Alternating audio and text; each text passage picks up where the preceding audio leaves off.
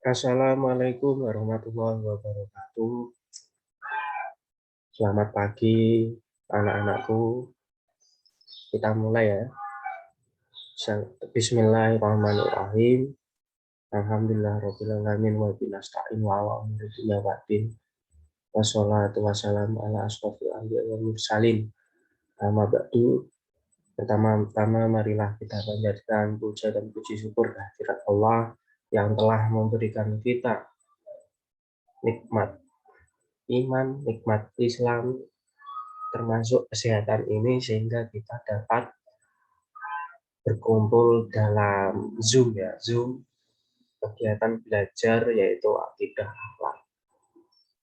Yang kedua, sholawat serta salam kita aturkan kepada junjungan kita Nabi Agung, Nabi besar Nabi Muhammad Shallallahu Alaihi Wasallam. Beliaulah satu-satunya yang kita harapkan syafaatnya di yaumul kiamah nanti. Amin Allahumma amin. Pada pertemuan ini kita akan membahas tentang akidah, yaitu sifat Allah. Sebelumnya perkenalan dulu, kakak dari Unisula jurusan tarbiyah. Jadi di sini kakak menggantikan guru yang mengajar PAI. PAI itu termasuk akidah akhlak ini ya. Jadi kakak di sini magang itu ya latihan lah gitu. Nama kakak Muhammad Khairul Syafi'i dari Trangkil Pati. Oke, langsung saja ya materi. Oh, sebelumnya mungkin saya absen dulu ya. Absen. Saya panggil.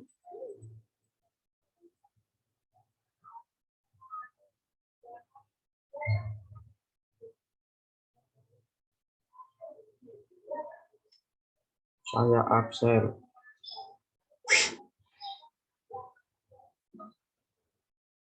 Nanti yang saya panggil bisa menghidupkan mic-nya. Kelas 7. Ahmad Aditya.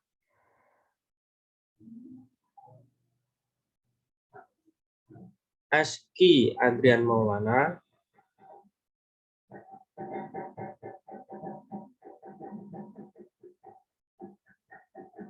Kalisa Hydro Faikotul Una.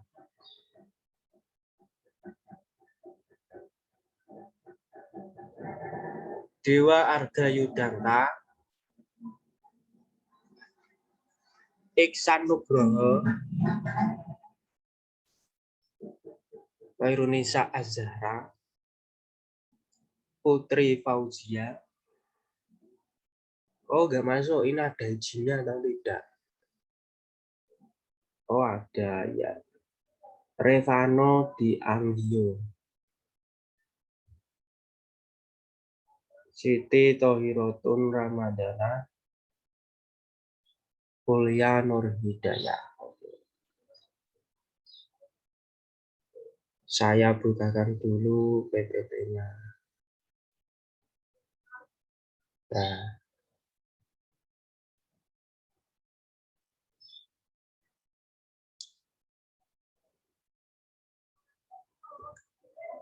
jadi hari ini kita belajar tentang sifat wajib Allah.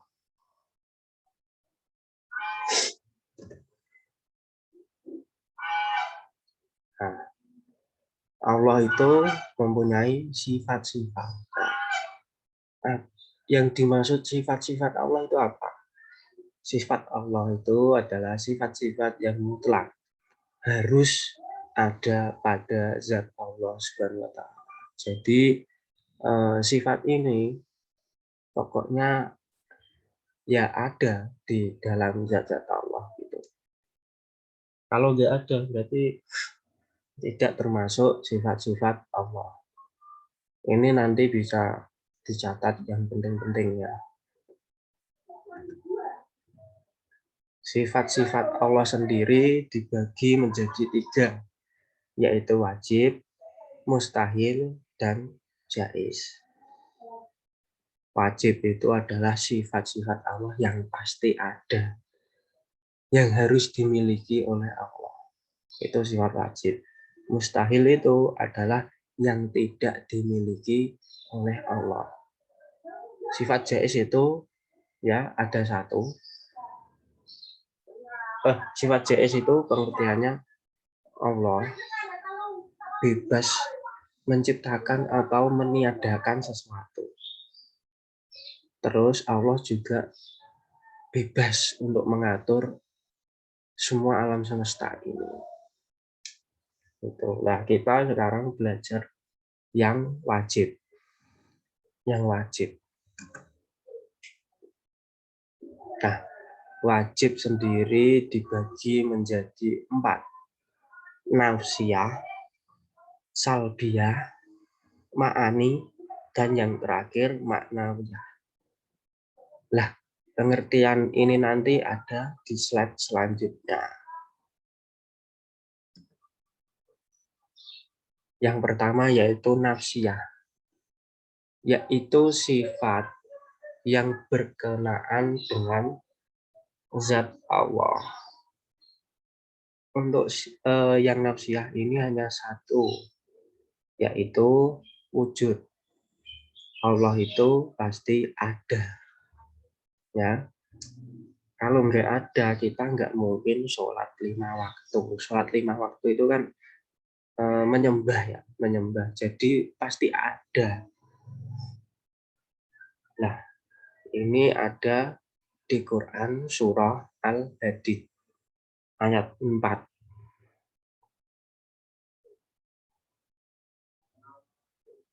Nanti bisa dicari ya ayatnya. Yang kedua adalah salbiyah, yaitu sifat yang harus ada pada Allah Subhanahu wa taala sebagai bukti keberadaan dan kesempurnaannya, ya, digarisbawahi sebagai bukti keberadaan dan kesempurnaannya. Terdiri dari 5 sifat. Yang pertama adalah khidam, artinya terdahulu. Maksudnya gimana? Maksudnya ya Allah itu kan yang menciptakan alam semesta.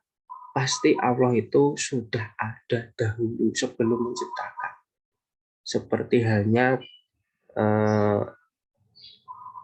kamu menciptakan sebuah prakarya. Nah, kamu sama prakarya tersebut pasti dahulu kamu dahulu dong yang ada, karena kamu yang menciptakan. Nah, seperti itulah Allah itu ada dulu baru menciptakan sesuatu. Nah, itu ada di Quran surah Al-Hadid ayat 3. Yang kedua yaitu baqo, artinya kekal. Kita harus punya keyakinan akan kesempurnaan Allah Subhanahu wa taala yang tidak pernah berubah, rusak maupun binasa. Yang pastinya tidak dipunyai oleh makhluknya. Kalau kita pasti akan mati, ya, pasti akan hancur. Di alam semesta ini pasti akan hancur, rusak. Tapi Allah tidak. Allah itu kekal. Ini ada di Quran surah Ar-Rahman ayat 26 dan 27. Yang ketiga, muhalafatu lil hawadisi, artinya berbeda dengan semua makhluk. Jadi semua benda atau barang yang paling sederhana sampai tercanggih pasti berbeda dengan yang menciptakan. Contohnya Anda menciptakan sebuah prakarya. Anda dengan prakarya tersebut pasti berbeda dong. Nggak mungkin sama. Nah, seperti itulah gambarannya. Allah dengan ciptaannya pasti berbeda. Ada di Quran surah Asyura ayat 11. Yang keempat, qiyamuhu binafsihi. Artinya berdiri sendiri. Ya. Jadi Allah itu tidak bergantung kepada siapapun. Sebagai salah satu sifat kesempurnaannya. Berbeda dengan manusia. Manusia itu makhluk sosial yang pasti membutuhkan orang lain. Contohnya jenengan, ya. Jenengan pasti membutuhkan ibu ketika kecil. Bahkan ketika besar pun masih membutuhkan. Nah, ini berbeda dengan Allah yang tidak bergantung kepada siapapun. Ada di Quran surah Fatir ayat 15.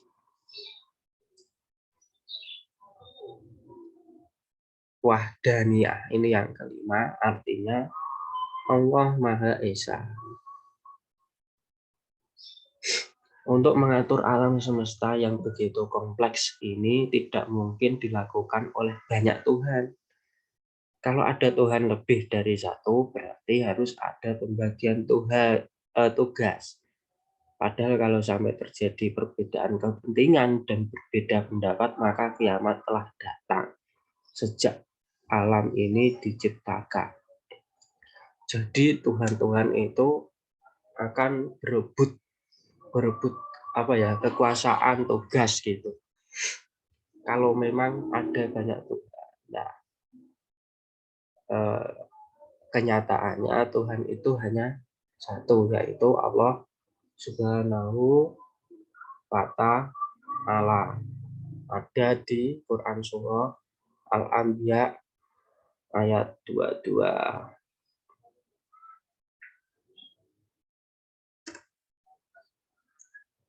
Yang ketiga yaitu ma'ani. Artinya yaitu dapat dilogika dan dirasakan panca indera. Digarisbawahi, dapat dilogika dan dirasakan panca indera. Yang pertama adalah Qudra. Qudra ini artinya maha kuasa. Jadi kekuasaan Allah tidak terbatas di atas apapun. Dia berkuasa menciptakan, memelihara, dan menghancurkan tanpa melibatkan kekuasaan yang lain. Ya, itu ada di Quran surah Al-Baqarah ayat 20. Selanjutnya yaitu irodah. Irodah artinya berkehendak. Jadi Allah itu mau mengurus, mengatur sedemikian rupa alam semesta ini bagaimana. Itu terserah Allah Subhanahu wa Ta'ala. Tidak ada yang mampu menghalangi, mengatur, dan yang lainnya. Pokoknya terserah Allah gitu. Itu pengertian irodah. Ada di Quran surah Yasin ayat 82. Yang ketiga, ilmu. Artinya maha mengetahui. Allah itu mengetahui segala hal yang terkait dengan ciptaannya. Pengetahuan Allah tidak terbatas dan mutlak dari perkara yang terkecil sampai tak terhingga. Dari tersembunyian yang terang dan yang gelap. Dari yang lahir itu yang terlihat maupun yang batin tidak terlihat. Nah, contohnya gini lah, contohnya Mbak Nisa itu berbohong. Kira-kira Allah itu tahu apa tidak? Coba dijawab Mbak Nisa. Ya betul, pasti Allah tahu. Karena Allah itu mengetahui segala hal. Nah, itu ada di Quran surah Al-Anfal ayat 75. Yang keempat, hayat. Hayat itu artinya maha hidup. Ya, tadi Allah itu kekal, zat yang kekal, hidup dan tiada pernah mati. Itu Allah. Beda dengan manusia yang tadi saya jelaskan, yang pasti akan rusak ataupun mati. Nah, itu ada di Quran Surah Ali Imran ayat 2. Yang kelima, sama. Sama artinya yaitu maha mendengar. Maha mendengar. Jadi Allah itu memiliki sifat maha mendengar, tidak terbatas. Dia mendengar semua yang ada di dalam ini, dari yang tampak maupun tidak tampak, dari yang dekat sampai yang jauh, bahkan suara hati pun Allah itu mendengar. Jadi kalau kalian berdoa, yang terpenting itu bukan keras atau pelannya, tapi hati kita ini benar-benar meminta atau tidak gitu. Ya, jenengan mau pelan pun Allah pasti akan mendengar jika jenengan berdoa dengan bersungguh-sungguh. Ada di Quran Surah Al-Hujarat ayat 1. Yang keenam yaitu basar.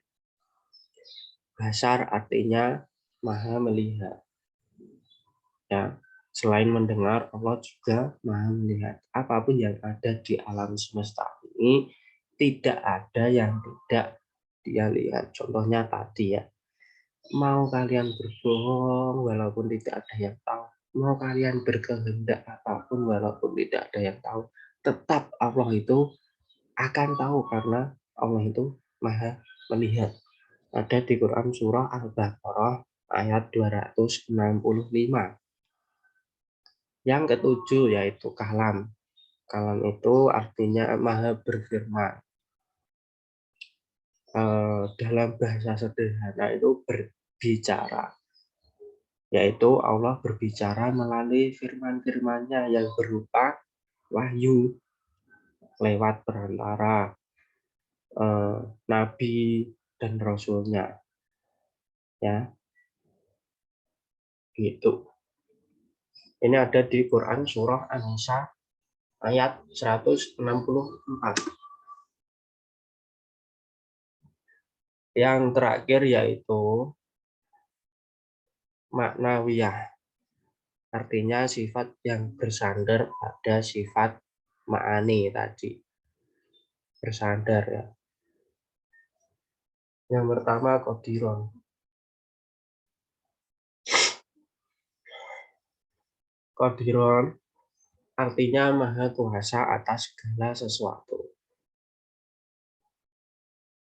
Jadi segala yang ada di bumi, langit, mutlak di bawah kekuasaan Allah.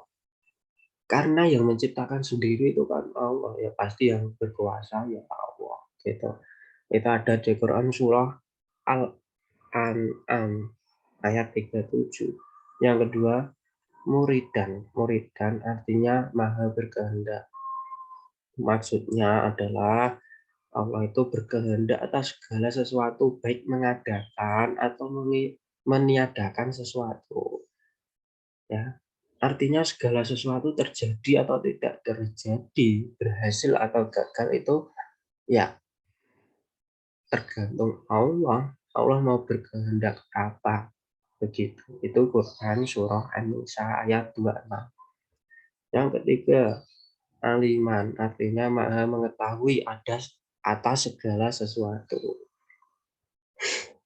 Maksudnya yaitu Allah mengetahui atas segala sesuatu meliputi seluruh yang ada di bumi, langit, yang kelihatan maupun tidak kelihatan. Ada di surah Al-Hujarat ayat 16. Yang keempat yaitu hayan. Hayan artinya maha hidup dan tidak akan pernah mati. Jadi Allah itu maha hidup, kekal abadi selamanya dan tidak pernah binasa. Ada di Quran Surah Ali Imran ayat 2. Yang kelima, sami'an. Sami'an artinya maha mendengar atas segala sesuatu. Allah itu maha mendengar dan pendengarannya tidak terbatas. Semua meliputi seluruh yang ada di bumi dan langit. Keras atau rendah, dilahirkan atau dalam hati, Allah pasti mendengar. Ini ada di Quran Surah An-Nisa 134. Yang keenam, Basiron. Basiron artinya maha melihat atas segala sesuatu. Jadi Allah itu melihat dan tidak ada sedikit pun yang tertutupi, baik gelap ataupun terang, nyata ataupun samar-samar, pasti Allah melihat. Nah, itu ada di Quran surah Al-Isra ayat 17. Yang terakhir yaitu mutakalimah. Artinya Allah itu maha berbicara. Allah itu berbicara dengan makhluk-makhluknya.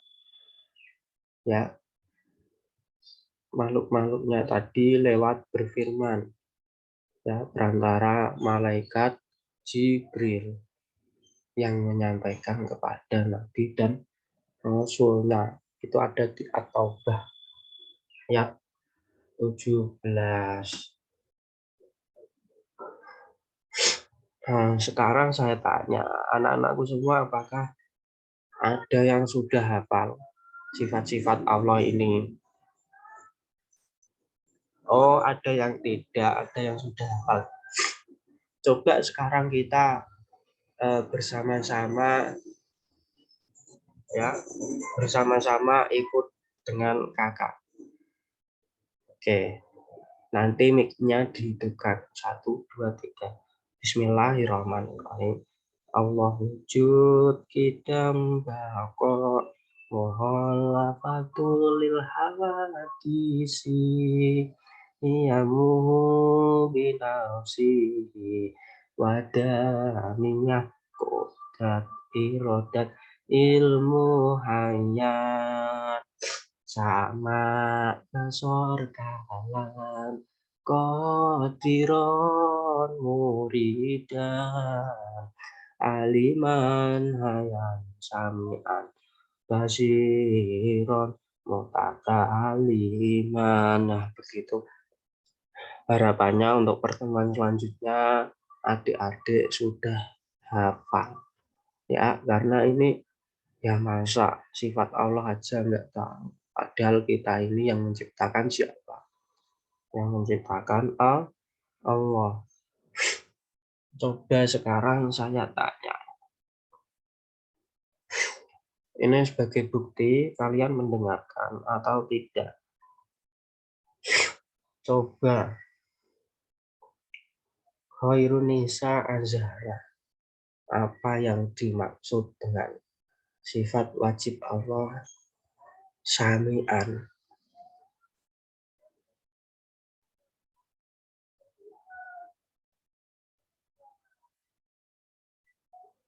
Oke, betul sekali. Jadi Allah itu maha mendengar. Selanjutnya, Kuliah Nur Hidayah, apa yang dimaksud dengan sifat wajib Allah? Wujud.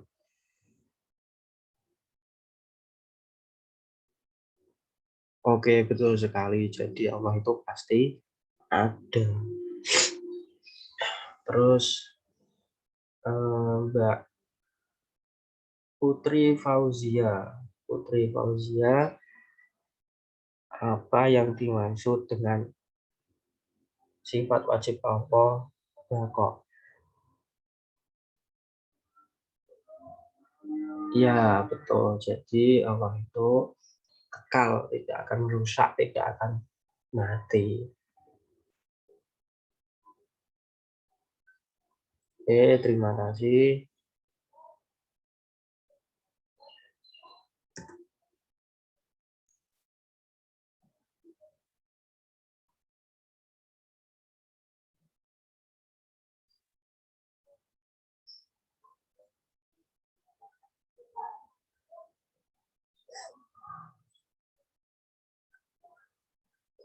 Selanjutnya mungkin akan saya tutup ya, karena sudah selesai. Sekian dari saya, itu tadi penjabaran. Jika ada yang ditanyakan bisa dilanjut di grup WA nanti ya, karena ini sudah selesai. Dari saya kalau ada pemaparan yang kurang jelas atau ada kata-kata yang tidak mengenakan di hati adik-adikku semua, kakak minta maaf yang sebesar-besarnya. Wabillahi taufik wal hidayah. Wassalamualaikum warahmatullahi wabarakatuh. Terima kasih. Boleh keluar.